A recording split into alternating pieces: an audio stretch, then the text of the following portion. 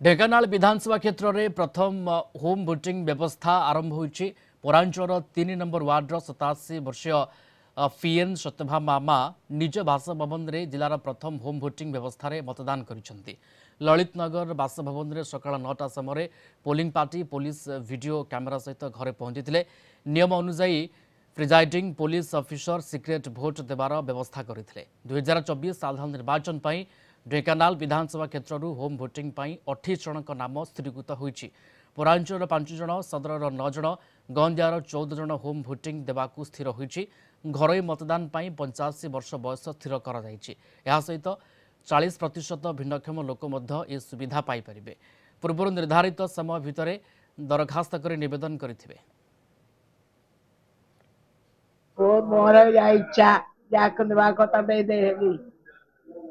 केमिति लागुची घरे भोट लागला केमिति लागुची भल लागुची जाई के देवाटा भल लागुला इबे घरे बस के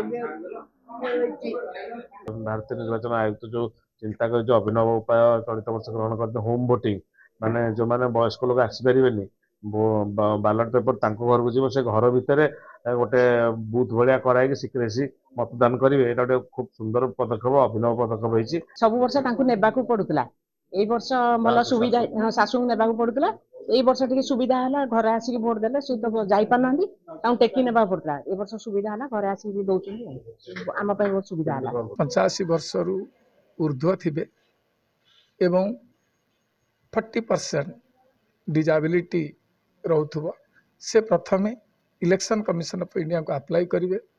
ताहा जदि सेठी गृहीत हुए ताले घरे भोट देवार व्यवस्था होई थाए जहा कि मोर 3 नंबर वार्ड रे करागला। पीएन सत्यभामा आमा महोदय तांकर मत साब्यस्त कले। ये जो गणपर्व ये निश्चित भाव एक स्वागत योग्य पदक्षेप एवं तेणु मु वार्ड रे थिली मु एथि अत्यंत गर्वित।